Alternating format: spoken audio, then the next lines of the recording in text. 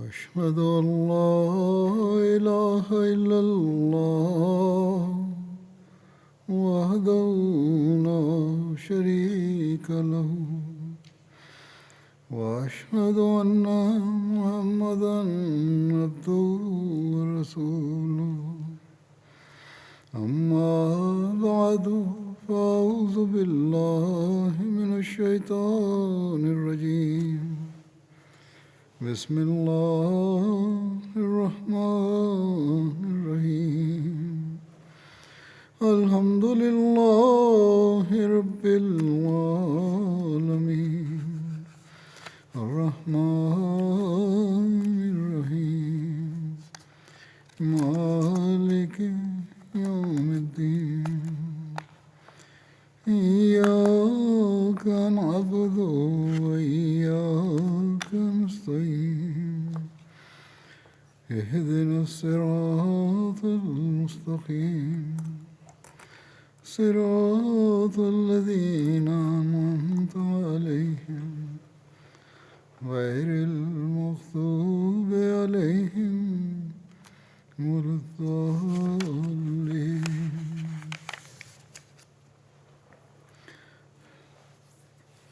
حضرت عثمان رضی اللہ عنہ کے زمانے کے غزوات اور فتوحات کا ذکر چل رہا تھا. آج وہی بیان کروں گا. علی بن محمد مدائنی بیان کرتے ہیں کہ طبرستان پر حضرت عثمان کے دور میں حضرت سعید بن عاص رضی اللہ عنہ نے 30 ہجری میں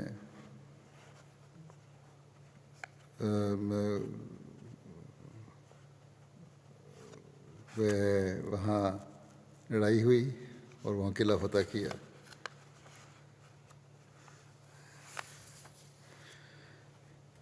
اسی طرح فتح سواری 31 ہجری میں ہے. اس کے بارے میں آتا ہے اکثر کتب تاریخ میں اس مارکے کے مقام کی تعین درج نہیں ہے. علامہ ابن خلدون نے اس مارکے کا مقام اسکندریہ لکھا ہے. ایک قول کے مطابق 31 ہجری میں مسلمانوں نے اہل روم کے ساتھ ایک جنگ لڑی جسے سواری کہا جاتا ہے. ابو معاشر کی روایت کے مطابق غزوہ سواری 34 ہجری میں ہوئی اور جنگ اصابدہ کی بحری جنگ 31 ہجری میں ہوئی. واقدی کے مطابق جنگ سواری اور جنگ اصابدہ دونوں 31 ہجری میں ہوئیں.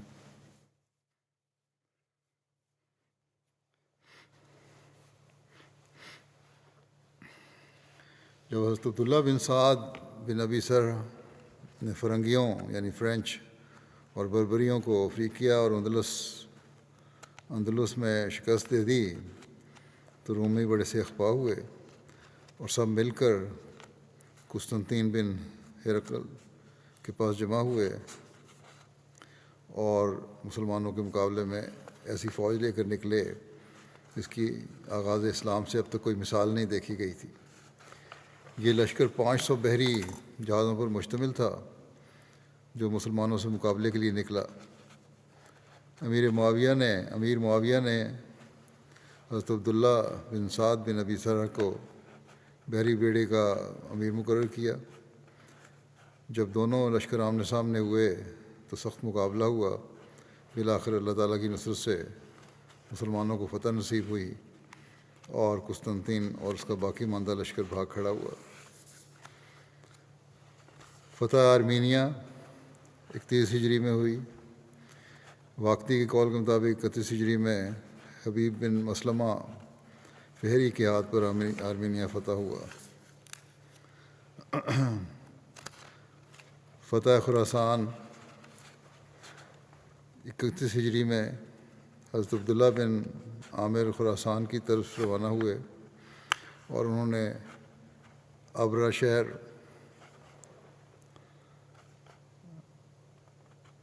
طوس ابی ورد اور نسا کو فتح کر لیا یہاں تک کہ وہ سرخس پہنچ گئے. اہل مرو نے بھی اسی سال صلح کر لی. یہ ترکمانستان میں اور باقی علاقے ایران کے ہیں۔ بلاد روم کی طرف پیش قدمی جو ہے یہ 32 ہجری میں ہوئی۔ 32 ہجری میں امیر معاویہ نے بلاد روم سے جنگ کی حتیٰ کہ وہ قسطنطنیہ کے دروازے پر جا پہنچے۔ مربروز، تالقان، فاریاب، جوزہ جان اور تخارستان کی فتوحات 32 ہجری کی ہیں۔ 32 ہجری میں حضرت عبداللہ بن عامر نے مربروز، تالقان موجودہ افغانستان میں بلخ اور مربروز کے درمیان علاقہ ہے، فاریاب یہ بھی افغانستان کا علاقہ ہے، جوز جان یہ بھی افغانستان کا علاقہ ہے، تخارستان یہ بھی افغانستان کے علاقہ ہے، یہ سب علاقے فتح کیے۔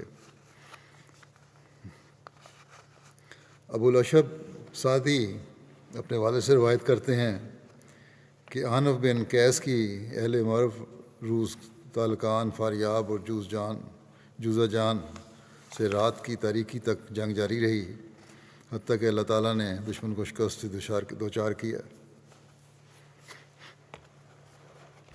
عنف بن قیس نے اقرا بن حابس کو ایک گھڑ سوار لشکر کے ساتھ جوزہ جان کی طرف روانہ کیا۔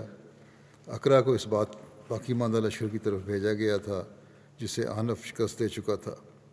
چنانچہ اقرا بن حابس نے ان سے سخت جنگ کی جس میں ان کے شاہ سوار شہید بھی ہوئے، تاہم اللہ تعالیٰ نے مسلمانوں کو فتح سے ہمکنار کیا۔ بلخ کی فتح 32 ہجری میں ہوئی۔ عنف بن قیس مربروز سے بلخ کی طرف گئے اور وہاں جا کر اہل بلخ کا محاصرہ کر لیا۔ قدیم بلخ خراسان کا ایک اہم ترین شہر تھا اور یہ موجودہ افغانستان کا سب سے قدیم شہر ہے۔ آج کل قدیم شہر کھنڈر کی شکل میں موجود ہے۔ دریائے بلخ کے دائیں کنارے سے 12 کلومیٹر دور واقع ہے۔ وہاں کے لوگوں نے 4 لاکھ کی رقم ادا کرنے پر صلح کی درخواست کی جو عنف بن قیس نے قبول کر لی۔ ہرات کی مہم 32 ہجری میں ہوئی۔ حضرت عثمان نے خلید بن عبداللہ بن حنفی کو ہرات اور بازغیس کی طرف روانہ کیا۔ انہوں نے ان دونوں کو فتح کر لیا لیکن بعد میں انہوں نے بغاوت کر دی اور قارن بادشاہ کے ساتھ ہو گئے۔ 32 ہجری میں حضرت عبداللہ بن عامر نے خراسان پر قیس بن حیثم کو اپنا جانشین مقرر کیا اور خود وہاں سے روانہ ہو گئے۔ قارن نے مسلمانوں کے لیے ایک بڑی فوج تیار کر رکھی تھی۔ قیس بن حیثم امارت عبداللہ بن حازم کے حوالے کر کے حضرت عبداللہ بن عامر کے پاس مدد اور کمک کے لیے چلے گئے۔ عبداللہ بن حازم کیونکہ فوج کافی تھی جس کا مقابلہ تھا، عبداللہ بن حازم 4000 کی فوج لے کر قارن کے ساتھ جنگ کرنے کے لیے روانہ ہوئے۔ عبداللہ بن حازم نے 600 سپاہیوں کو ہراول دستے کے طور پر آگے بھیجا اور ان کے پیچھے روانہ ہوئے۔ وہ ہراول دستہ آدھی رات کے قارن کے لشکر پہنچ گیا اور ان پر حملہ کر دیا۔ اس اچانک حملے سے دشمن خوفزدہ ہو گیا اور جب مسلمانوں کی باقی فوج پہنچی تو دشمن کو بری طرح شکست ہوئی اور قارن قتل ہوا۔ مسلمانوں نے تعاقب کیا اور بہت سے لوگوں کو قتل اور گرفتار کر کے قیدی بنا لیا۔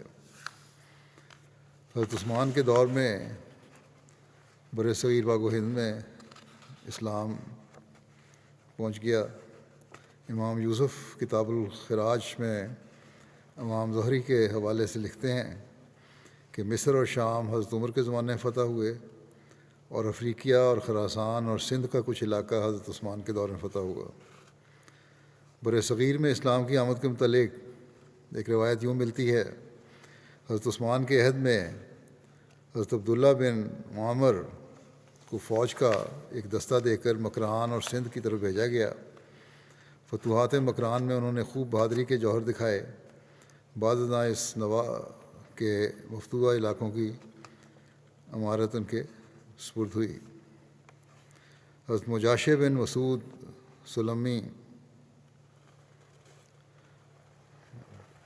کے متعلق لکھا ہے کہ حضرت مجاشع نے موجودہ افغانستان کے دارالحکومت کابل میں اسلامی فوج کے ایک دستے کی کمان کرتے ہوئے مخالفین اسلام سے جہاد کیا۔ مورخین کے نزدیک اس زمانے میں کابل کا شمار بلاد ہند میں ہوتا تھا۔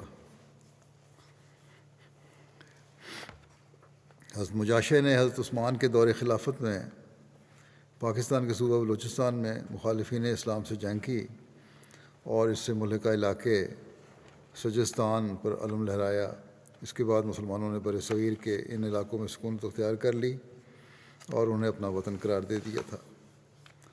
حضرت عثمان کے دور خلافت میں فتنے کی بابت حضرت صلی اللہ علیہ وسلم کی پیشگوئیاں بھی ہیں۔ حضرت عائشہ بیان کرتی ہیں کہ نبی کریم صلی اللہ علیہ وسلم نے فرمایا، اے عثمان، ہو سکتا ہے کہ اللہ تعالیٰ تجھے ایک قمیض پہنائے، اگر لوگ تو اسے اس قمیض کو اتارنے کا مطالبہ کریں تو تم ان کے کہنے پر اسے ہرگز نہ اتارنا۔ یہ ترمذی کی روایت ہے۔ سنن ابن ماجہ میں یہ اس طرح روایت ہے۔ حضرت عائشہ نے بیان کیا کہ رسول اللہ صلی اللہ علیہ وسلم نے فرمایا، اے عثمان، اگر اللہ تعالیٰ کسی دن یہ امر تمہارے سپرد کر دے اور منافق تم سے چاہیں کہ تم اپنی قمیض کو جو اللہ نے تمہیں پہنائی ہے اتار دو تو تم اسے نہ اتارنا۔ آپ نے یہ 3 دفعہ فرمایا۔ راوی نعمان کہتے ہیں کہ میں نے حضرت عائشہ سے روایت عرض کیا، آپ کو کس بات نے منع کیا تھا کہ آپ لوگوں کو اس سے آگاہ کریں؟ حضرت عائشہ نے فرمایا، مجھے یہ بات بھلا دی گئی تھی۔ حضرت کعب بن عجرہ نے بیان کیا کہ رسول اللہ صلی اللہ علیہ وسلم نے ایک فتنے کا ذکر فرمایا اور اسے قریب بتایا تو ایک شخص گزرا، جب بیان فرما رہے تھے وہاں سے ایک شخص گزرا جس نے سر ڈھانپا ہوا تھا، چادر اوڑھی ہوئی تھی۔ رسول اللہ صلی اللہ علیہ وسلم نے فرمایا کہ یہ شخص اس دن ہدایت پر ہوگا جب یہ فتنہ ہوگا۔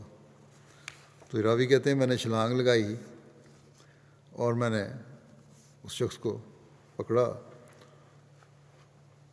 تو حضرت عثمان تھے، ان کو دونوں بازوؤں سے پکڑا۔ پھر میں نے رسول اللہ کی طرف رخ کیا اور عرض کیا، کیا یہ؟ حضور نے فرمایا، ہاں یہی۔ حضرت عائشہ نے بیان فرمایا کہ رسول اللہ صلی اللہ علیہ وسلم نے اپنی بیماری کے دوران فرمایا کہ میں چاہتا ہوں کہ میرے پاس بعض صحابہ ہوں۔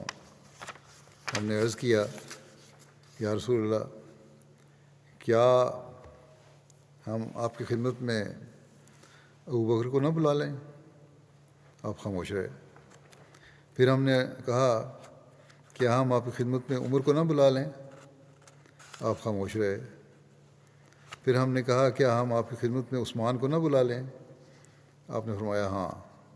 وہ آئے اور آپ صلی اللہ علیہ وسلم ان سے تنہائی میں ملے اور نبی صلی اللہ علیہ وسلم ان سے گفتگو فرمانے لگے اور عثمان کے چہرے کا رنگ بدل رہا تھا۔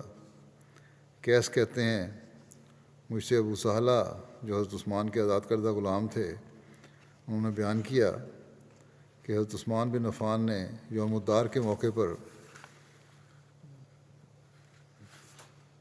بیان کیا کہ رسول اللہ صلی اللہ علیہ وسلم نے مجھے ایک تاکیدی ارشاد فرمایا تھا اور میں اس کی طرف جا رہا ہوں۔ راوی بیان کرتے ہیں کہ حضرت عثمان نے فرمایا، انا صابر علیہ، میں اس پر مضبوطی سے قائم ہوں۔ یوم الدار اس دن کو کہا جاتا ہے جس دن حضرت عثمان رضی اللہ عنہ کو منافقوں نے آپ کے گھر میں محصور کر دیا تھا اور پھر انتہائی بے دردی سے شہید کر دیا۔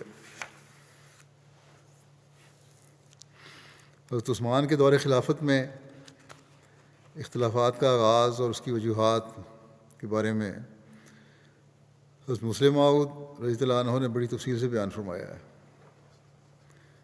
آپ فرماتے ہیں، حضرت عثمان اور حضرت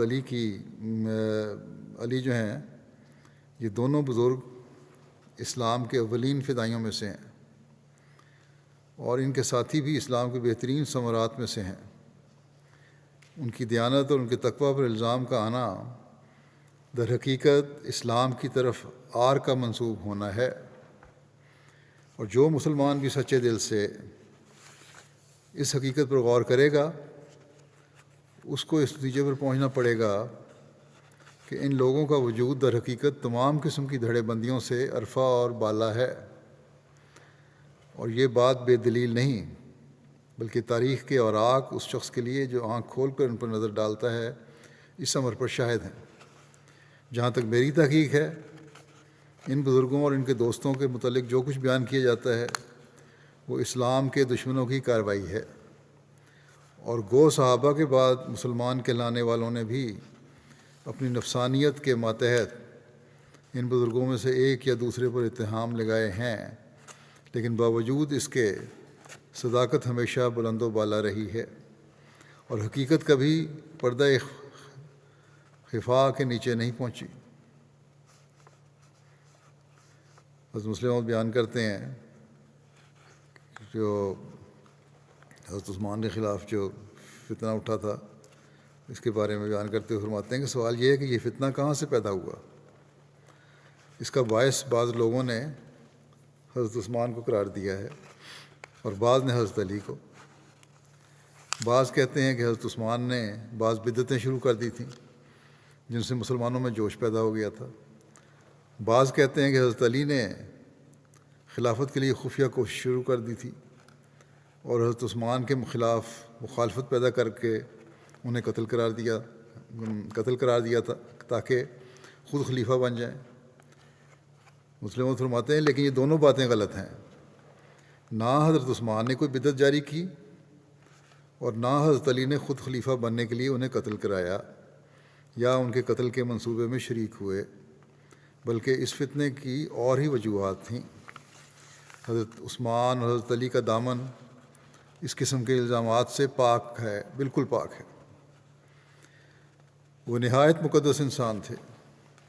حضرت عثمان تو وہ انسان تھے جس کے متعلق حضرت رسول کریم صلی اللہ علیہ وسلم نے فرمایا کہ انہوں نے اسلام کی اتنی خدمات کی ہیں کہ وہ اب جو چاہیں کریں خدا ان کو نہیں پوچھے گا۔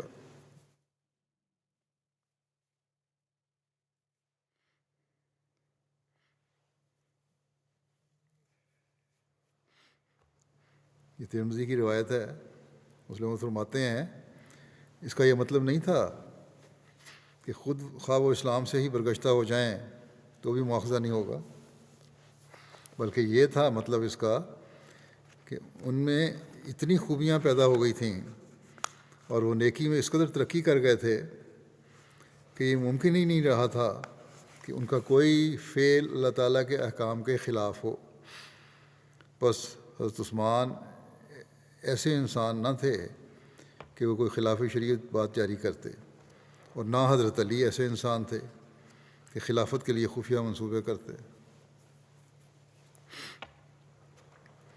پھر حضرت مسلم بیان فرماتے ہیں کہ حضرت عثمان کی شروع خلافت میں 6 سال تک ہمیں کوئی فساد نظر نہیں آتا، بلکہ معلوم ہوتا ہے کہ لوگ عام طور پر آپ سے خوش تھے،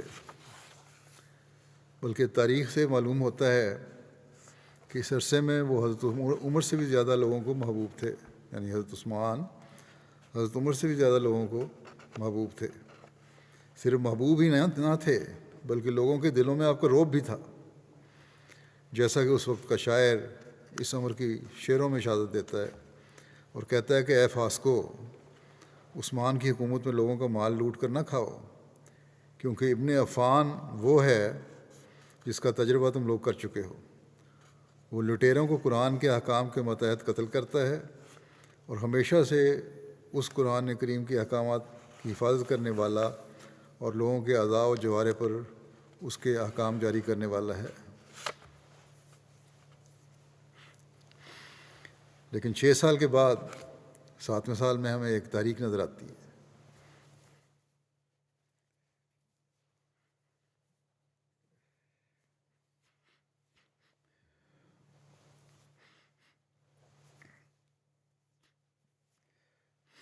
اور وہ تحریک حضرت عثمان کے خلاف نہیں ہے، بلکہ یا تو صحابہ کے خلاف ہے یا بعض گورنروں کے خلاف۔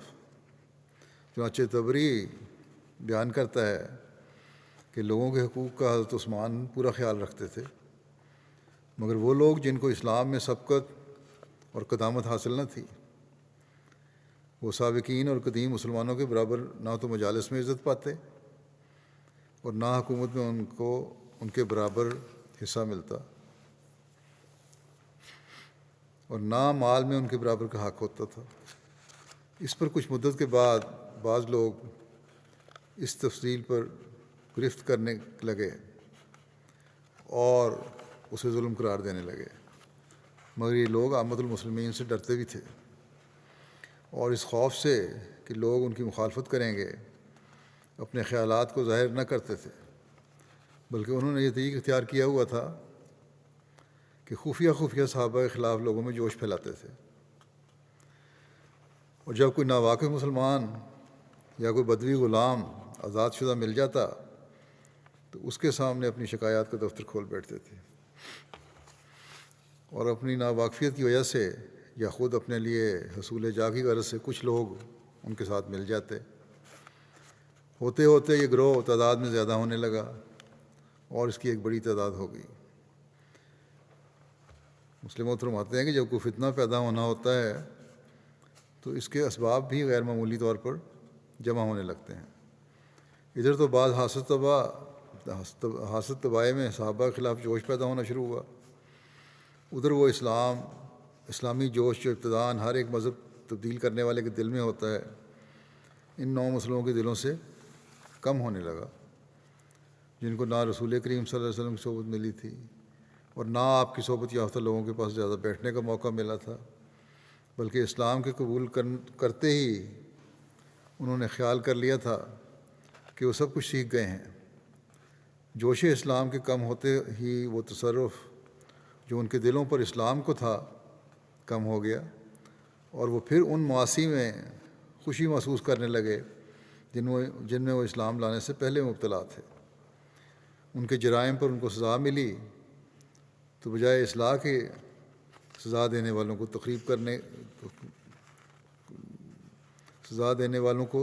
تقریب کرنے کے درپے ہوئے، اور آخر اتحاد اسلامی میں ایک بہت بڑا رخنہ پیدا کرنے کا موجب ثابت ہوئے۔ ان لوگوں کا مرکز تو کوفے میں تھا، مگر سب سے زیادہ تعجب کی بات یہ ہے کہ خود مدینہ منورہ میں ایک ایسا واقعہ ہوا جس سے معلوم ہوتا ہے کہ اس وقت بعض لوگ اسلام سے ایسے ہی ناواقف تھے جیسے کہ آج کل بعض نہایت تاریک گوشوں میں رہنے والے جاہل لوگ۔ عمران ابن ابان ایک شخص تھا جس نے ایک عورت سے اس کی عدت کے دوران میں ہی نکاح کر لیا۔ جب حضرت عثمان رضی اللہ عنہ کو اس کا علم ہوا تو آپ اس پر ناراض ہوئے اور اس عورت کو اس سے جدا کر دیا، اور اس کے علاوہ اس شخص کو مدینے سے جلا وطن کر کے بصرے بھیج دیا۔ اس وقت سے معلوم ہوتا ہے کہ کس طرح بعض لوگ صرف اسلام کو قبول کر کے اپنے آپ کو عالم اسلام خیال کرنے لگے تھے، اور زیادہ تحقیق کی ضرورت نہ سمجھتے تھے، یا یہ کہ مختلف اباحتی خیالات کے ماتحت شریعت پر عمل کرنا ایک فعل عبث خیال کرتے تھے۔ حضرت مسلم فرماتے ہیں کہ حق یہی ہے کہ یہ سب شورش خفیہ منصوبہ کا نتیجہ تھی، جس کے اصل بانی یہودی تھے، جن کے ساتھ تمام دنیاوی میں مبتلا بعض مسلمان جو دین سے نکل چکے تھے وہ شامل ہو گئے تھے، ورنہ عمرائے بلاد کا نہ کوئی قصور تھا، نہ اس فتنے کے باعث تھے۔ بعض یہودی اس کے بانی تھے اور ان کے ساتھ بعض مسلمان بھی مل گئے تھے۔ بہرحال جو عمراء مقرر کیے گئے تھے مختلف حضرت عثمان کی طرف سے، ان کا کوئی قصور نہیں تھا، نہ ہی وہ اس فتنے کا باعث بنے تھے۔ ان کا صرف اسی قدر قصور تھا کہ ان کو حضرت عثمان نے اس کام کے لیے مقرر کیا تھا، اور حضرت عثمان کا یہ قصور تھا کہ باوجود پیرانہ سالی اور نکاحت بدنی کے اتحاد اسلام کی رسی کو اپنے ہاتھوں میں پکڑے بیٹھے تھے، اور امت اسلامیہ کا بوجھ اپنی گردن پر اٹھائے ہوئے تھے، اور شریعت اسلام کے قیام کی فکر رکھتے تھے، اور متمردین اور ظالموں کو اپنے حسب خواہش کمزور بے وارثوں پر ظلم و تعدی کرنے نہ دیتے تھے۔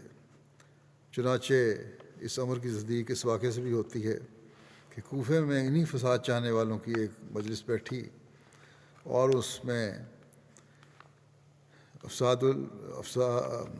افساد امر المسلمین پر گفتگو ہوئی، تو انہوں نے بالاتفاق یہی رائے دی، لا واللہ لا یرفع راسن ما دام عثمان علی الناس، یعنی کوئی شخص اس وقت تک سر نہیں اٹھا سکتا جب تک کہ عثمان کی حکومت ہے۔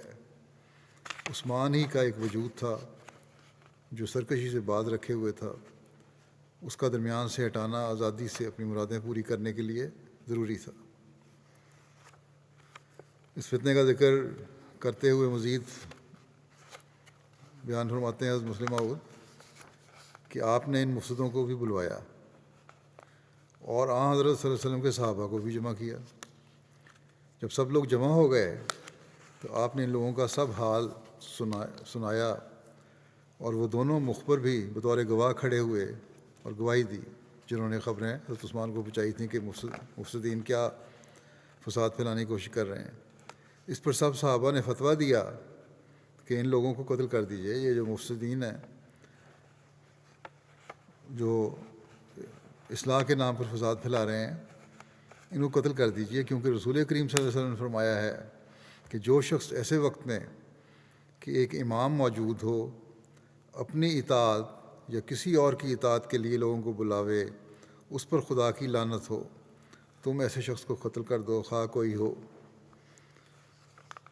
اور حضرت عمر کا قول یاد دلایا، مسلم کی روایت ہے یہ، حضرت عمر کا یہ قول یاد دلایا کہ میں تمہارے لیے کسی ایسے شخص کا قتل جائز نہیں سمجھتا جس میں میں شریک نہ ہوں، یعنی سوائے حکومت کے اشارے کے کسی شخص کا قتل جائز نہیں۔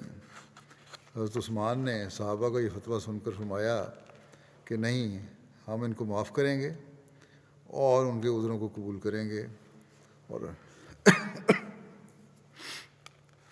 اور اپنی ساری کوشش سے ان کو سمجھاویں گے اور کسی شخص کی مخالفت نہیں کریں گے جب تک کہ وہ کسی حد شرعی کو نہ توڑے یا اظہار کفر نہ کرے۔ پھر فرمایا کہ ان لوگوں نے کچھ باتیں بیان کی ہیں جو تم کو بھی معلوم ہیں، مگر ان کا خیال ہے کہ وہ ان باتوں کے متعلق مجھ سے بحث کریں گے تاکہ واپس جا کر کہہ سکیں کہ ہم نے ان امور کے متعلق عثمان سے بحث کی اور وہ ہار گئے۔ یہ لوگ کہتے ہیں کہ اس نے سفر میں، یعنی حضرت عثمان کے بارے میں کہتے ہیں کہ اس نے سفر میں پوری نماز ادا کی، ایک سفر کے دوران میں مکے میں پوری نماز ادا کی، حالانکہ رسول کریم صلی اللہ علیہ وسلم سفر میں نماز قصر کیا کرتے تھے۔ حضرت عثمان کہتے ہیں مگر میں نے صرف مناب میں پوری پڑھی ہے نماز، اور وہ بھی دو وجہ سے، ایک تو یہ کہ میری وہاں جائیداد تھی اور میں نے وہاں شادی کی ہوئی تھی، دوسرے یہ کہ مجھے معلوم ہوا تھا کہ چاروں طرف سے لوگ ان دنوں حج کے لیے آئے ہیں۔ ان میں سے ناواقف لوگ کہنے لگیں گے کہ خلیفہ تو 2 رکعت پڑھتا ہے اور اس لیے 2 رکعت ہی ہوگی، نماز ہوگی، کیا یہ بات درست نہیں؟ حضرت عثمان نے پوچھا صحابہ سے، کیا یہ بات درست نہیں؟ صحابہ نے جواب دیا کہ ہاں درست ہے۔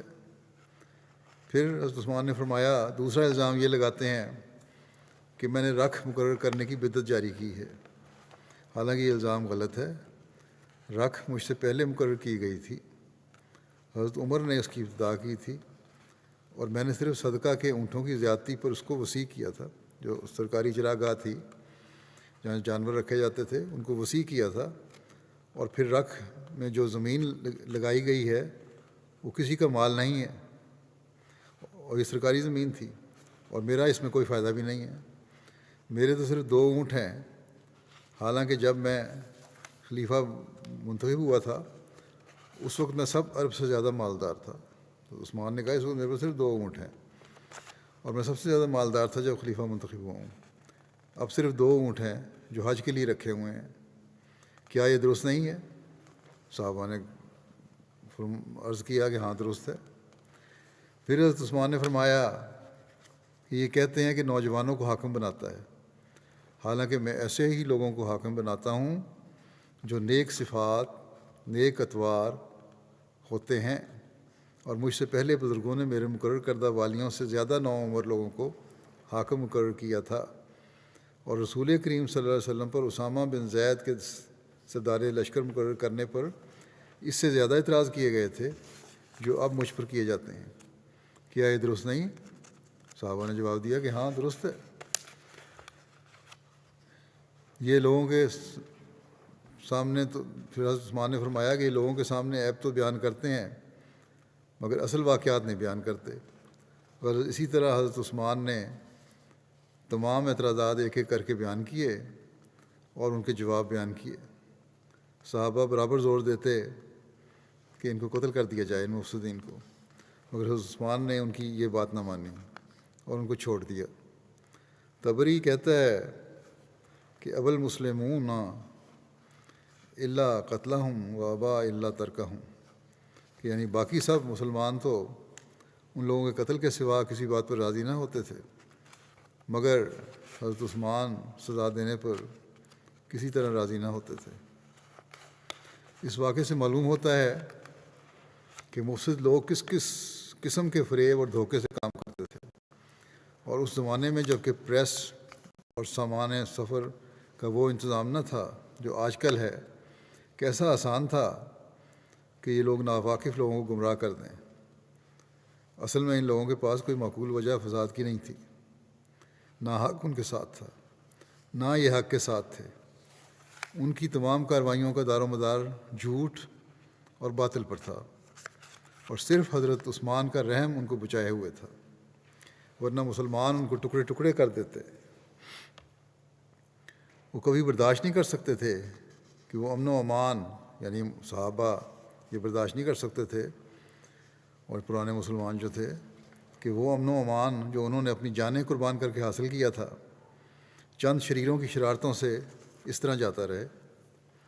اور وہ دیکھتے تھے کہ ایسے لوگوں کو جلد سزا نہ دی گئی تو اسلامی حکومت بالا ہو جائے گی. مگر حضرت عثمان رحم مجسم تھے. وہ چاہتے تھے کہ جس طرح ہو ان لوگوں کو ہدایت مل جائے اور یہ کفر پر نہ مریں. بس آپ ڈھیل دیتے تھے اور ان کے صریح بغاوت کے اعمال کو محض ارادہ بغاوت سے تعبیر کر کے سزا کو پیچھے ڈالتے چلے جاتے تھے. اس واقعے سے یہ بھی معلوم ہوتا ہے کہ صحابہ ان لوگوں سے بالکل متنفر تھے، کیونکہ اول تو خود وہ بیان کرتے ہیں کہ صرف 3 اہل مدینہ ہمارے ساتھ ہیں، یعنی مفسدین نے صرف 3 اہل مدینہ کا نام لیا جو ان کے ساتھ تھے، اس سے زیادہ نہیں. اگر اور صحابہ بھی ان کے ساتھ ہوتے تو وہ ان کا نام بھی لیتے. دوسرے صحابہ نے اپنے عمل سے یہ بھی ثابت کر دیا کہ وہ ان لوگوں کے افعال سے متنفر تھے اور ان کے اعمال کو ایسا خلاف شریعت سمجھتے تھے کہ سزا قتل سے کم ان کے نزدیک جائز ہی نہ تھی. اگر صحابہ ان کے ساتھ ہوتے یا اہل مدینہ ان کے ہم خیال ہوتے تو کسی مزید ہیلا و بہانے کی ان لوگوں کو کچھ ضرورت ہی نہ تھی. اس وقت حضرت عثمان کو قتل کر دیتے، اسی وقت حضرت عثمان کو قتل کر دیتے وہ لوگ، اگر مدینہ والے بہت سارے ان کے ساتھ ہوتے تو، اور ان کی جگہ کسی اور شخص کو خلافت کے لیے منتخب کر لیتے. مگر ہم دیکھتے ہیں کہ بجائے اس کے کہ یہ لوگ حضرت عثمان رضی اللہ عنہ کے قتل میں کامیاب ہوتے، خود ان کی جانیں صحابہ کی شمشیر ہائے برہنہ سے خطرے میں پڑ گئی تھیں. اور صرف اسی رحیم و کریم وجود کی عنایت و مہربانی سے یہ لوگ بچ کر واپس جا سکے جس کے قتل کا ارادہ ظاہر کرتے تھے اور جس کے خلاف اس قدر فساد برپا کر رہے تھے. ان مفسدوں کی کینہ وری اور تقویٰ سے بودھ پر تعجب آتا ہے. اس واقعے سے انہوں نے کچھ بھی فائدہ نہیں اٹھایا.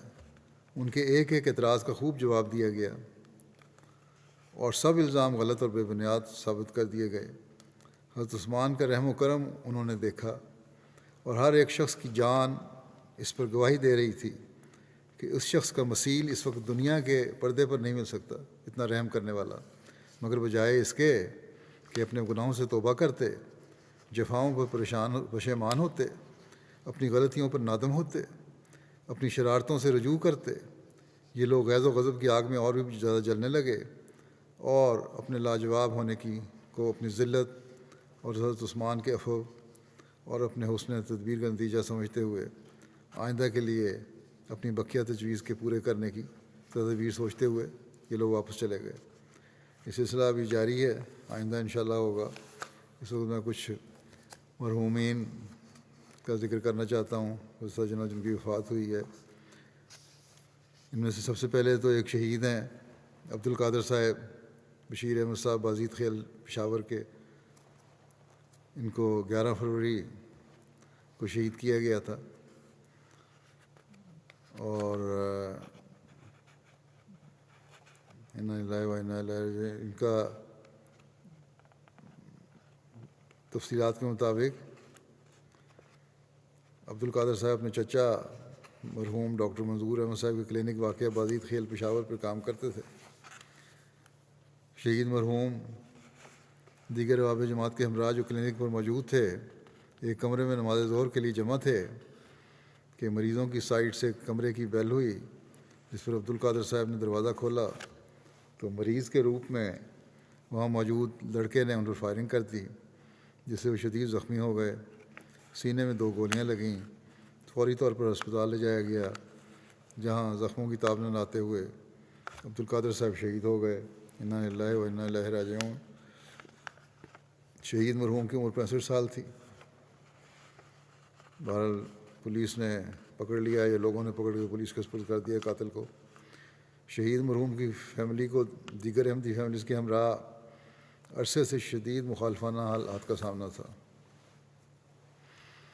19 جنوری 2009 کو مذہبی انتہا پسندوں نے اسی کلینک پر حملہ کر دیا تھا، جس کے نتیجے میں مکرم عبد القادر صاحب کی ٹانگ میں گولی لگی تھی، جس کی بنا پر پشاور سے ہجرت پر مجبور ہوئے تھے اور عرصے کے بعد پشاور جا کر رہائش پذیر ہو سکے تھے. حالیہ مخالفانہ لہر کے نتیجے میں تقریباً 2 ماہ پہلے دوبارہ جماعت کی ہدایت کے نتیجے میں روا ہجرت پر مجبور ہوئے. ان کی فیملی اب روا میں ہی مقیم ہے، تاہم شہید مرحوم خود بسلسلہ ملازمت بازید خیل میں مذکورہ کلینک پر چلے گئے اور وہیں رہائش پذیر تھے.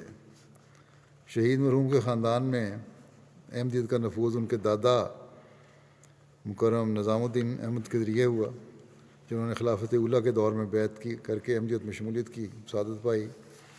ان کے دادا کے 2 بڑے بھائی تھے، ڈاکٹر فتح الدین صاحب سول سرجن پشاور اور انجینئر عبداللطیف صاحب. ڈاکٹر فتح الدین صاحب نے ضمانت علمی میں 1902 میں حضرت مسیح موعود علیہ السلام کے دعویٰ کی خبر سن کر قادیان جا کر زیارت کی تھی. حضور علیہ السلام نے ذرائع شفقت ان پر دست شفقت بھی رکھا تھا اور فرمایا تھا کہ بہت اچھا بچہ ہے، تاہم یہ بیعت نہ کر سکے. بعد میں یہ یہاں UK میں اسکالرشپ پر آئے، یہاں ڈاکٹری کی اعلیٰ تعلیم حاصل کی. پھر انہوں نے 1908 میں حضرت مسیح موعود علیہ السلام کی وفات کی خبر سن کر قادیان جا کر خلافت اولیٰ کے دور میں بیعت کی. ان کے دادا کے دوسرے بھائی عبداللطیف صاحب انجینئر تھے، انہوں نے بھی خلافت اولیاء کے دور میں اپنے بھائی کے ہمراہی بیعت کی. دونوں بھائیوں کی تحریک پر خاندان کے دیگر افراد، جن میں شہید مرحوم کے دادا بھی شامل تھے، کچھ عرصے بعد بیعت کر کے احمدیت میں شامل ہوئے. شہید مرحوم بے شمار خصوصیات کے حامل تھے. خلافت سے بے انتہا محبت تھی، جماعتی عہدیداران سے انتہائی عقیدت کا تعلق تھا، دعوت اللہ کا بہت شوق تھا، جس کی وجہ سے مخالفانہ حالات کا سامنا بھی کرنا پڑا. ان مخالفانہ حالات کی وجہ سے گزشتہ 2 سالوں میں 7 مرتبہ گھر تبدیل کیا، مگر بفضل تعالیٰ احمدیت پر قائم رہے. تہجد اور نمازوں کے علاوہ تلاوت قرآن کریم کے سختی سے پابند تھے، نہایت شفیق اور ملنسار تھے، زندگی بھر کبھی کسی جھگڑا نہیں کیا. ان کی اہلیہ نے بتایا کہ زندگی میں متعدد مرتبہ نشیب و فراز آئے، انہوں نے کبھی بھی جارحانہ رویہ اختیار نہیں کیا، اور میں جب ان سے کوئی سختی میں بات کر لیتی تو وہ پھر بھی ہمیشہ نرمی سے جواب دیتے. بچوں سے ہمیشہ شفقت اور محبت کا سلوک رکھا. شہادت کی بڑی شدت سے خواہش تھی. ہمیشہ کہتے اگر کبھی آزمائش کا وقت آیا تو خلافت احمدیت سے دوری کے بجائے موت کو ترجیح دوں گا. پھر لکھتی ہیں کہ نمازوں کی ادائیگی کا یہ رنگ تھا کہ گھر والے ان کو بعض وقت سجدے کی حالت میں چھو کر دیکھا کرتے تھے کہ خدا نخواستہ کہیں کچھ ہو تو نہیں گیا، سجدے میں لمبا سجدے میں پڑے ہوئے ہیں. شہید مرحوم کو بازید خیل نے منظم تربیت کی حیثیت سے بھی جماعت کی خدمت کی توفیق ملی. شہید مرحوم کے پسماندگان میں اہلیہ ساجدہ قادر صاحبہ کے علاوہ 4 بیٹے شامل ہیں اور 5 بیٹیاں. اللہ تعالیٰ شہید مرحوم کے درجات بلند فرمائے اور پسماندگان کا بھی خود حامی و ناصر ہو، ان کے بچوں کو بھی، ان کی اولاد کو بھی ان کی نیکیوں کو جاری رکھنے کی توفیق عطا فرمائے۔ دوسرا جنازہ ہے اکبر علی صاحب، اسیر راہ مولا کا، جو ابراہیم صاحب کے بیٹے تھے، شوکت آباد کالونی ضلع ننکانہ کے رہنے والے تھے۔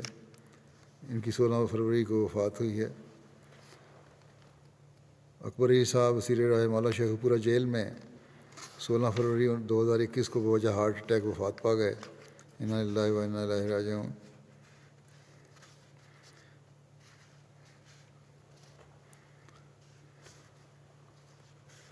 ان کے 2 ساتھی اور تھے، ان کو 2 مئی کو 2020 کو ان کے خلاف مقدمہ درج ہوا تھا، اور ہائی کورٹ میں اکتوبر میں ضمانت کی کنفرمیشن کی تاریخ پر عدالت نے ان کی جو عبوری ضمانت تھی منسوخ کر دی اور گرفتاری کا حکم دیا۔ یہ تینوں ساتھی گرفتار ہوئے۔ پھر مجسٹریٹ ننکانہ صاحب نے ایک درخواست پر یک طرفہ سماعت کے بعد ہمارا موقف سنے بغیر جنوری 2021 کو 295 کا اضافہ کر دیا، جو ایک اور خطرناک دفعہ ہے۔ بہرحال مرحوم 4.5 ماہ سے حالت اسیری میں تھے۔ وقت وفات ان کی عمر 55 سال تھی۔ اللہ تعالیٰ کے فضل سے نظام وصیت میں شامل تھے۔ مرحوم کے خاندان میں احمدیت کا نفوذ ان کے والد مکرم ابراہیم صاحب کے ذریعے سے ہوا، جنہوں نے اپنے بھائی مکرم میاں اسماعیل صاحب کے ہمراہ 1920 میں خلافت ثانیہ کے دوران بیعت کی تھی۔ اکبر علی صاحب فوج میں بھرتی ہوئے، 23 سال فوج میں بحیثیت والدار خدمت کی، 16 سال پہلے فوج سے ریٹائر ہوئے اور اس کے بعد سیکیورٹی گارڈ کا کام کرتے رہے۔ بہت ذمہ دار اور بہادر انسان تھے۔ اسیری سے قبل بینک کی سیکیورٹی گارڈ کے طور پر کام کر رہے تھے۔ اس بینک کے مینیجر کو ایک مخالف نے شکایت کی کہ اکبر علی کو آپ نے ملازمت دے رکھی ہے، یہ تو کافر ہے۔ بینک مینیجر نے جواباً کہا کہ میں ہر صبح آ کے ریکارڈنگ دیکھتا ہوں، کیمرے کی چیک کرتا ہوں، سی سی ٹی وی کی ریکارڈنگ۔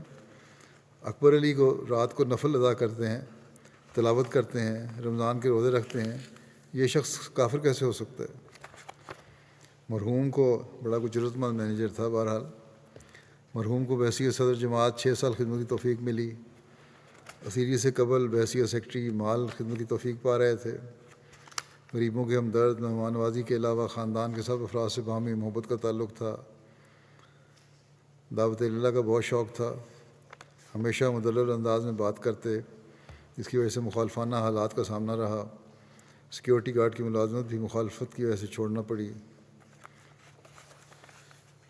پسماندگان میں 2 بیوگان، زینت بی بی صاحبہ اور فضیلت بی بی صاحبہ ہیں۔ اس کے علاوہ ایک بیٹا ہے 19 سال کا اور ایک بیٹی ہے 16 سال کی۔ اللہ تعالیٰ ان سے مغفرت اور رحمت کا سلوک فرمائے اور درجات بلند فرمائے۔ ان کی اولاد کا بھی حافظ و ناصر ہو اور ان کو ان کی نیکیوں پر چلنے کی توفیق عطا فرمائے۔ اگلا جنازہ ہے، ذکر ہے خالد محمود الحسن بھٹی صاحب کا، جو تاریخ جدید میں وکیل المال ثالث تھے آج کل ربا میں۔ اسی طرح نائب صدر انصار اللہ بھی تھے اور نائب صدر سلانہ بھی تھے۔ طاہر ہارٹ انسٹیٹیوٹ میں 67 سال کی عمر میں ان کی وفات ہوئی۔ انا للہ و انا الیہ راجعون۔ ان کے دادا بابل خان بھٹی صاحب نے احمدیت قبول کی تھی، اور لیکن بھٹی صاحب کے والد جو تھے، ان کے خالد محمود حسن بھٹی کے والد، انہوں نے احمدیت قبول نہیں کی تھی، ان کو شرح صدر نہیں تھی۔ والد نے کر لی تھی، بیٹے نے نہیں کی تھی۔ بہرحال ایک دن ڈیرے پر، کہتے ہیں ان کا ڈیرا تھا، ذمہ دارا کرتے تھے، بیٹھے ہوئے تھے، تو خالد محمود بھٹی کے والد بھی وہیں چادر تان کے لیٹے ہوئے تھے۔ تو وہ غیر احمدی مولوی جس کی مسجد میں ان کے والد جایا کرتے تھے نماز پڑھنے، اس کو وہاں سے گزر گیا ہوا تو وہ بیٹھ گیا۔ اور گفتگو کا موضوع چل پڑا احمدیت کی طرف، تو مولوی صاحب کہنے لگے، در حقیقت باتوں باتوں میں مولوی نے یہ اقرار کر لیا کہ احمدیت سچی ہے۔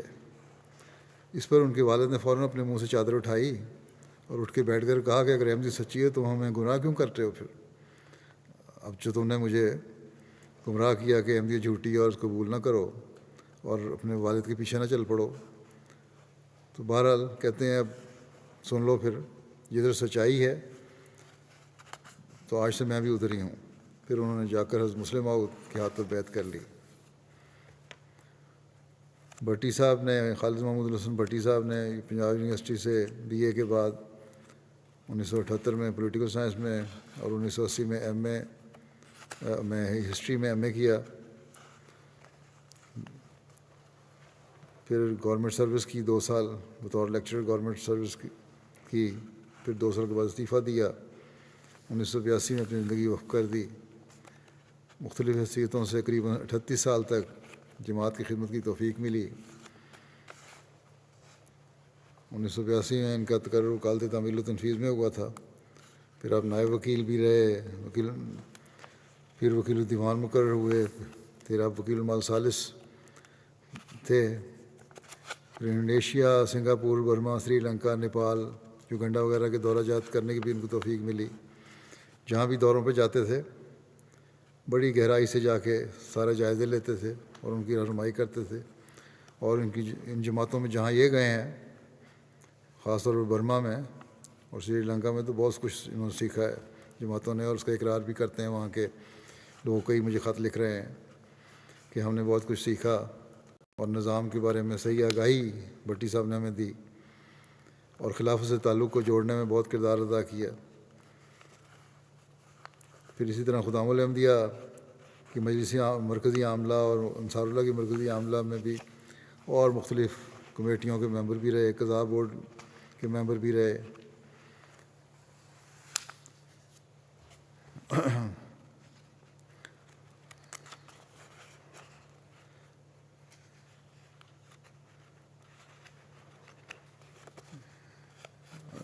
ان کی اہلیاں ہیں نصرت ناہید صاحبہ، اور ان کو اللہ تعالیٰ نے 2 بیٹیوں اور 1 بیٹے سے نوازا۔ ایک بیٹا خرم عثمان یہاں ایم ٹی میں ہمارے یو کے میں کام کر رہا ہے، وقف زندگی ہے۔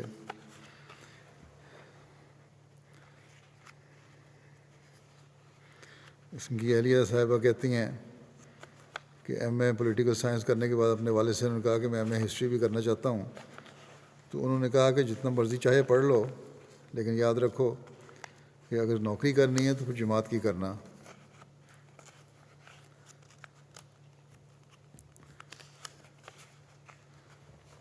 کہتے ہیں 43 سالہ شادی کا عرصہ ہے، ہمیشہ شفقت کا سلوک رہا۔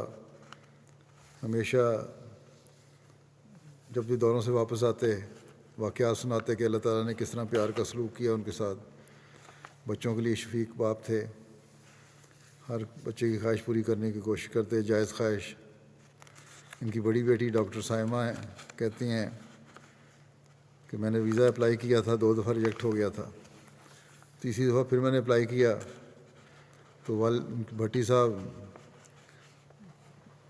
دورے پہ جا رہے تھے باہر، تو اس نے کہا کہ آپ چند دن آگے کر لیں کیونکہ تاریخ آ رہی ہے ویزے کی، ایمبیسی جانا ہے۔ انہوں نے کہا یہ نہیں ہو سکتا، تم اکیلی جاؤ، کیونکہ میں اللہ تعالیٰ کے خاطر یہ سفر کر رہا ہوں، اللہ تعالیٰ فضل کرے گا۔ اور پھر اس دفعہ پھر اس کا بچی کا ویزا بھی لگ گیا۔ پھر چھوٹی بیٹی کہتی ہیں کہ بڑے نرم دل باپ تھے، بہت نرمی سے پیش آتے، کبھی ہمیں ڈانٹا نہیں، بڑے پیار سے سمجھاتے تھے، جماعتی کام کو ہمیشہ فوقیت دیتے، گھر کا چاہے کتنا ہی ضروری کام ہوتا پہلے دفتر کے کام نپٹاتے پھر گھر آتے، ہر وقت جماعتی خدمت کے لیے تیار رہتے، محبت اور لگن سے جماعتی کام کرتے، دین کو دنیا پر فوقیت دیتے۔ اور یہ تو میں نے بھی دیکھا ہے کہ بڑی محنت سے کام کرنے والے تھے اور بڑی وفا سے اور وقف کی روح کو قائم رکھتے ہوئے انہوں نے ہمیشہ خدمت کی ہے۔ جب بھی کوئی مشکل وقت آیا کہ ایک بیٹی کہتی ہے کہ ہمیشہ ہمیں اللہ تعالیٰ پر بھروسہ رکھنے کی تلقین کی، اور یہی کہتے تھے اللہ نہیں چھوڑے گا، اور کبھی اللہ تعالیٰ نے پھر چھوڑا بھی نہیں۔ ان کے بیٹے کہتے ہیں کہ جب نے سب نے ہوش سنبھالا ہے ان کو خدمت کرتے ہی دیکھا ہے جماعت کی، جب بھی کوئی مشکل یا آتی یا آزمائش آتی تو ہمیشہ یہی کہتے کہ میں کیونکہ دین کی خدمت کر رہا ہوں، اللہ تعالیٰ کا کام کر رہا ہوں، اللہ میرے کام کر دے گا، اور اللہ پھر اپنا فضل بھی فرماتا اور ان کے کام بھی آسان ہو جاتے۔ حقیقی طور پر انہوں نے وقف کی روح کو قائم کیا۔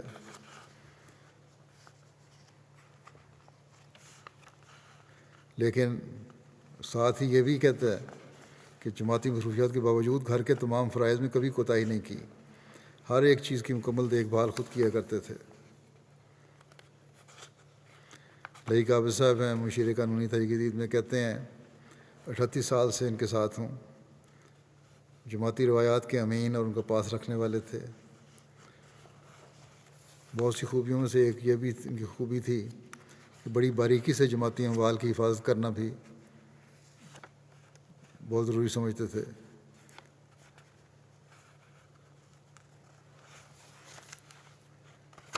ان کے کلاس فیلو محمد ادریس صاحب کہتے ہیں کہ وقت کے بعد وہ خاموش سا خالد ایک منفرد شخصیت بن کے ابھرا، خلافت سے محبت شاید اس کے انگ انگ میں سرایت کر چکی تھی،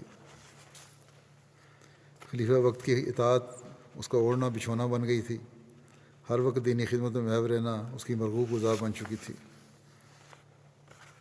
کارکن ہے وکالت مال چارلس کے، کہتے ہیں کہ دفتر میں جو بھی ڈاک آتی اس کو پینڈنگ نہیں کرتے تھے، فوری کارروائی کرتے، اور ہمیں ہدایت تھی کہ آج کا کام آج ہی کریں، پتہ نہیں زندگی کا تو پتہ کوئی نہیں کل موقع ملتا ہے۔ جیسا کہ میں نے کہا پاکستان میں بھی اور بیرونی ملک جہاں بھی گئے بڑا اچھا اثر قائم کیا اور خدمت کے جذبے سے کام کیا اور بڑی وفا سے اپنے وقت کو نبھایا۔ اللہ تعالیٰ ان کی درجات بلند کرے، ان کی اولاد کو بھی ان کی نیکیوں کو جاری رکھنے کی توفیق عطا فرمائے۔ اگلا ذکر ہے مکرم مبارک احمد طاہر صاحب مشیر قانونی سجنان احمدیہ کا۔ ان کی 17 فروری کو طاہر ہارٹ انسٹیٹیوٹ میں 81 سال کی عمر میں وفات ہوئی۔ انا للہ و انا الیہ راجعون۔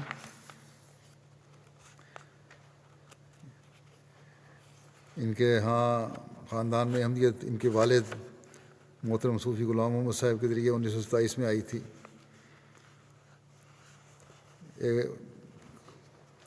جب ان کو قادیان میں جماعت کے قیام کا علم ہوا تو اپنے عزیزوں کے ساتھ فیصلہ کیا کہ قادیان جا کے دیکھا جائے۔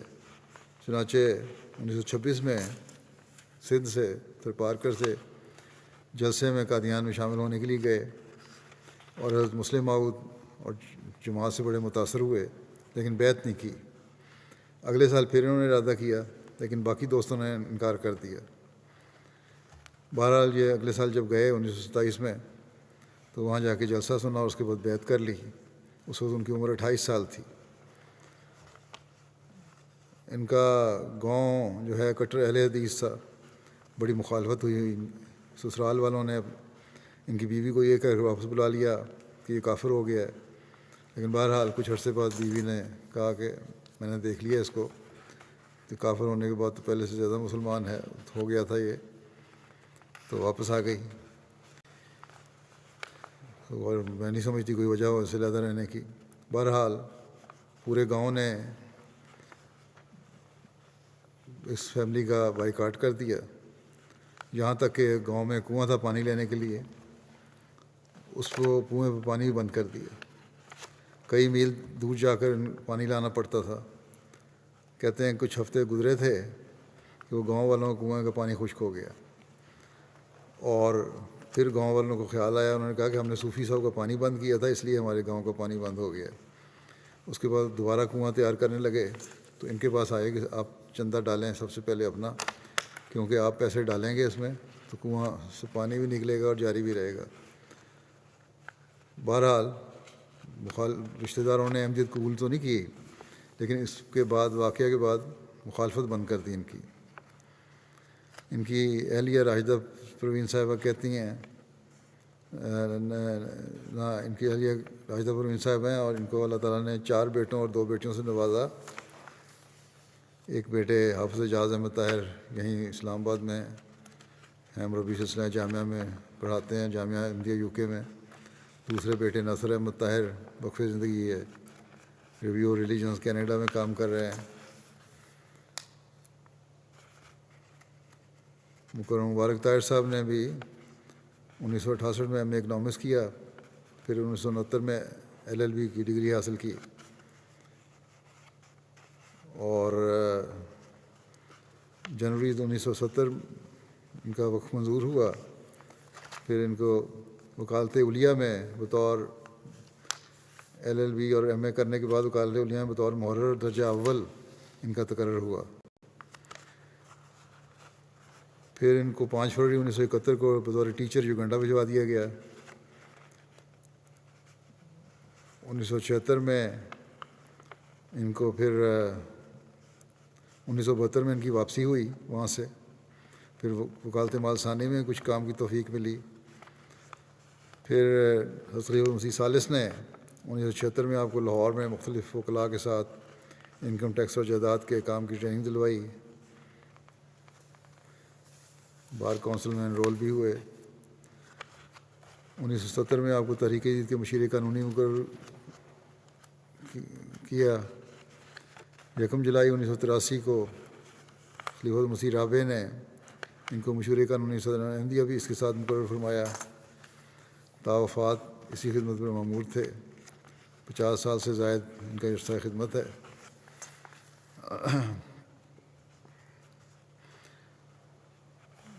خدام الاحمدیہ میں بھی مرکزی خدام الاحمدیہ میں ان کو مختلف شعبوں میں محترم کے طور پر خدمت کی توفیق ملی. ان کی اہلیہ راشدہ پروین صاحبہ کہتی ہیں کہ ہمیشہ مسکراتے چہرے کے ساتھ گھر میں داخل ہوتے، سلام کرتے، پہلے نماز ادا کرتے، پھر کھانا کھاتے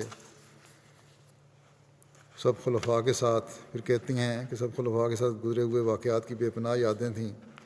جب اپنے خاندان کے بچوں کے ساتھ بیٹھتے تو ایمان افروز واقعات کا تذکرہ کرتے، خلافت کے ساتھ جڑے رہنے کی برکات سے اللہ کے فضل افضال اور انعام کا ملنے کا بتاتے، خاموشی سے ضرورت مندوں کی مدد کرتے کہ ہمیں بھی پتہ نہیں لگتا تھا، اور خود کبھی وہ مدد لینے والا کبھی آگے بتا جاتا تھا، کسی ذریعے سے اظہار کر دیتا تھا تو پھر پتہ لگتا تھا. دوسروں کا دکھ بانٹنے والے اور خوشی میں خوش، نوافل ادا کرتے، تلاوت کرتے، درود شریف پڑھتے. کہتے تھے کہ وقت زندگی کی کام کی کامیابی خدا تعالیٰ اپنے ذمہ لے لیتا ہے. توکل اللہ کریں، دعا کریں، استغفار کریں اور خلافت سے محبت کریں اور دعا کے لیے خلیفہ وقت کو لکھیں تو یہ بہت ضروری ہے. اور یہ ساری باتیں حقیقت ہیں. بڑا توکل تھا ان میں. بڑے بڑے مشکل کام بھی میں نے دیکھا ہے. جب میں ناظر اعلیٰ تھا تب بھی، اس سے پہلے بھی بعض معاملات میں ان کے ساتھ واسطہ پڑا. بڑا توکل ہوتا تھا کہ جماعتی کام ہے، خلیفہ کی دعائیں ہیں، ہو جائے گا انشاءاللہ. صدقہ خیرات اور دعاؤں کے ساتھ کام شروع کرتے تھے اور اللہ تعالیٰ فضل سے پھر کامیابیاں بھی ہوتی تھیں. ان کے بیٹے حافظ اعجاز صاحب کہتے ہیں کہ 1967 میں جب انہوں نے واقعہ سنایا ایک کہ خلیفہ المسیح ثالث کراچی کے سفر پر جا رہے تھے ٹرین کے ذریعے سے. ریل حیدرآباد اسٹیشن پر کچھ دیر کے لیے رکی. کثرت سے احمدی احباب حضور کو ملنے کے لیے وہاں آئے. حضور ریل کے دروازے پہ کھڑے تھے. وہاں سے آپ نے مکرم مبارک طاہر صاحب کو ہاتھ کی اشارے سے بلایا. اس سے پہلے کوئی شناسائی نہیں تھی ان سے. ان کو یہ خیال تھا خلیفہ ثالث تو ان کو نہیں جانتے.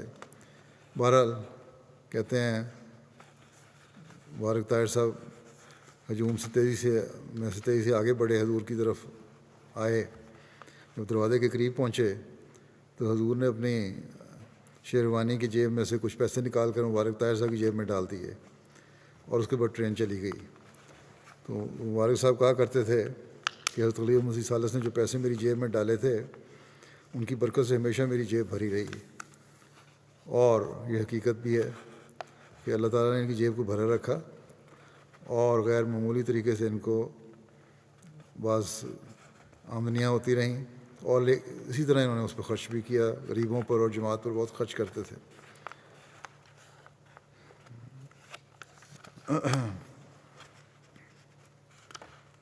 بہرحال کچھ عرصے بعد انہوں نے ایک خواب کی بنا پر اپنی زندگی وقف کر دی۔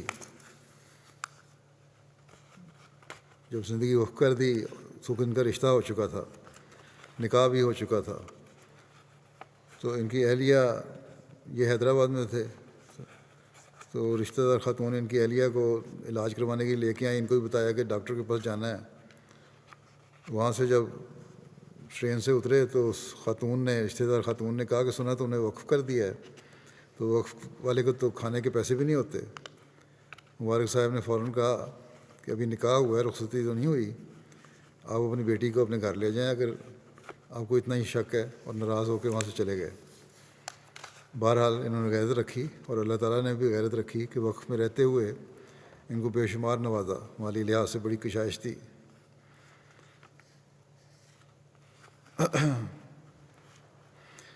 خلیفۃ المسیح ثالث کے دور میں مشیر قانونی تھے آپ، کیسز کے لیے شہر سے باہر جانا پڑتا تھا اور بسوں پر سفر ہوتے تھے، ہر ایک کے پاس سہولتیں، سفر کی سہولتیں، کاروں وغیرہ کی سہولت نہیں تھی اس وقت وہاں ربا میں۔ اور خلیفۃ المسیح ثالث کا یہ حکم تھا کہ جب بھی واپس آؤ سفر سے تو آ کے مجھے رپورٹ کرنی ہے۔ ایک مرتبہ بہت دیر ہو گئی رات کو، فجر کی نماز سے صرف 2 گھنٹے پہلے کہتے ہیں میں روا پہنچا۔ میں نے سوچا کہ اب جا کے حضرت مسیح ثالث کو اطلاع دوں گا تو رات خراب کرنے کی ضرورت نہیں، پتہ نہیں نفل پڑھ رہے ہیں یا نمازیں پڑھ رہے ہیں یا سو رہے ہوں۔ تو بہرحال 2 گھنٹے پہلے پہنچا میں، اور میں نے کہا فجر کی نماز پہ اطلاع کر دوں گا۔ فجر کی نماز پہ حضرت خلیفۃ المسیح ثالث نے دیکھا ان کو، تو فرمایا کہ مبارک صاحب رات کب آئے؟ انہوں نے کہا کہ ابھی 2 گھنٹے پہلے پہنچا ہوں۔ تو حضرت صاحب نے فرمایا کہ اگر آ کے مجھے اس وقت بتا دیتے تو میں بھی چند گھڑیاں سو لیتا، تمہارا انتظار کرتا رہا کہ تمہارا سفر پتہ نہیں خیریت سے پہنچے ہو کہ نہیں۔ پھر ان کے بیٹے کہتے ہیں کہ جب میں نے وقف کرنے کا ارادہ کیا جامعہ جانے کا، تو مجھے کہنے لگے کہ وقف تو اطاعت کا نام ہے، تمہاری طبیعت میں تھوڑی تیزی ہے اور اس سے وقف نہیں چلتا، وقف تو محض خاموشی اور اطاعت کے ساتھ خدمت کرنے کا نام ہے، اگر تو یہ کر سکتے ہو تو بڑی خوشی کی بات ہے، ورنہ مجھے یہ نہیں پسند کہ تم وقف کرو اور پھر چھوڑ دو۔ تو اس طرح انہوں نے نصیحت کی، تربیت کی۔ اللہ کے فضل سے ابھی تک بیٹے کو نبھانے کی توفیق بھی مل رہی ہے، آئندہ بھی توفیق ملتی رہے۔ خطبات کے دوران، خلیفہ وقت کے خطبات کے دوران گھر والوں کو ہدایت ہوتی تھی کہ خطبہ کے دوران ہر کام چھوڑ کے توجہ سے خطبہ سنو۔ کوئی نصیحت یا ہدایت یا مالی تحریک ہوتی، خطبے ختم ہوتے ہی اس تحریک کو عملی جامہ پہناتے اور 7 بچوں کو بھی ہدایت کرتے۔ مرزا عدیل احمد جو ہیں ان کے اسسٹنٹ مشیر قانونی انجمن نے لوگ کہتے ہیں کہ جہاں تک میں نے مشاہدہ کیا ہے خلافت کے سچے عاشق تھے، آپ کو دعا پر غیر متزلزل یقین تھا۔ کوئی بھی پریشانی ہوتی یا زیادہ مشکل کام ہوتا جس کے لیے آپ کو جانا پڑتا تو آپ کہتے ہیں نوافل میں بڑی دعا کی ہے، صدقہ بھی دیا ہے۔ خلیفہ وقت کی خدمت میں لکھتے ہیں دیکھو اللہ فضل فرمائے گا۔ اور پھر یہ کہتے ہیں کہ بڑے خوددار انسان تھے، لیکن جماعت کے لیے اگر کسی دفتر کے چائے بنانے والے یا مددگار کی محنت کرنی پڑے تو کوئی آر نہیں سمجھتے تھے، اور افسروں سے رابطے کے لیے ہر ممکنہ ذرائع استعمال کرتے تھے۔ ایک دفعہ ان کی رائے تھی کہ اگر اس فیصلے پر عمل کیا گیا، کوئی فیصلہ کیا انجمن نے، تو جماعت پر برا اثر پڑنے کا امکان ہے، جماعت پر اس کا غلط اثر پڑنے کا امکان ہے۔ انہوں نے مجھے کہا کہ یہ فیصلہ ٹھیک نہیں لگ رہا، لیکن پھر انہوں نے کہا کہ خلیفہ وقت کو ہم اپنی رائے لکھ دیتے ہیں، ہمارا کام تو خلیفہ وقت تک اپنی رائے پہنچانا ہے، آگے جو وہ فیصلہ کریں اسی میں برکت ہے۔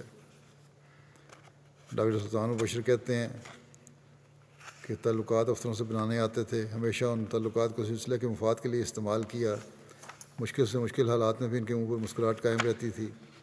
ان کے چہرے پر کبھی گھبراہٹ کے آثار نہیں دیکھے۔ جماعتی مقدمات کے سلسلے میں ایسے مقامات پر بھی جانا پڑتا تھا جہاں دیگر احتمالات کے علاوہ جان کا خطرہ بھی لاحق ہو رہتا تھا، مگر اس مرد جری نے کبھی اپنے فرائض سے پہلو تہی نہیں کی۔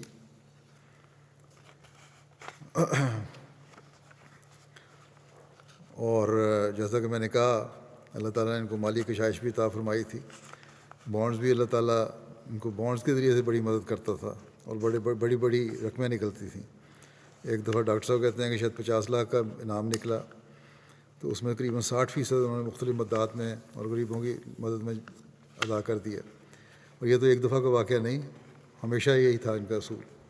اللہ تعالیٰ بڑی بڑی رقمیں عطا کرتا تھا اور اس میں سے اکثر بڑی بڑی رقمیں یہ چندوں میں اور غریبوں کی مدد میں دے دیا کرتے تھے۔ دو بڑی خواہشیں تھیں ان کو کہا انہوں نے، دعا کی تحریک کرتے تھے اس کے لیے کہ ایک یہ کہ آخری سانس تک سلسلے کی خدمت میں رہیں، اور دوسرے یہ کہ چلتے پھرتے دنیا سے رخصت ہو جائیں اور کسی پہ بوجھ نہ بنیں۔ اللہ تعالیٰ نے ان کی یہ دونوں خواہشیں پوری فرمائیں۔ بے شمار اور خوبیاں بھی تھیں، میں نے دیکھا ہے، بڑے صبر سے اور حوصلے سے کام کرنے والے، کبھی پریشانی کے حالات نہیں ہوئے۔ اللہ پر توکل غیر معمولی تھا۔ اللہ تعالیٰ ان کے درجات بلند فرمائے، ان کی نسلوں کو ان کی دعاؤں کو وارث بنائے۔ نمازوں کے بعد ان سب کا نماز جنازہ غائب پڑھاؤں گا انشاءاللہ۔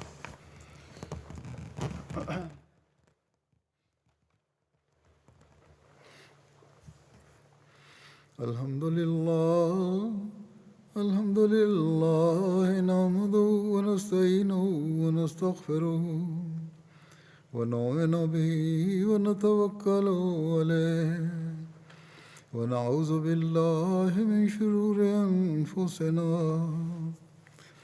ومن سیئات اعمالنا من یہدہ اللہ فلا مضل لہ ومن يضلل فلا هادي له ونشهد أن لا إله إلا الله ونشهد أن محمدا عبده ورسوله عباد الله رحمكم الله إن الله يأمر بالعدل والإحسان وإيتاء ذي القربى وينهى عن الفحشاء والمنكر والبغي يعظكم لعلكم تذكرون اذكروا الله يذكركم وادعوه يستجب لكم ولذكر الله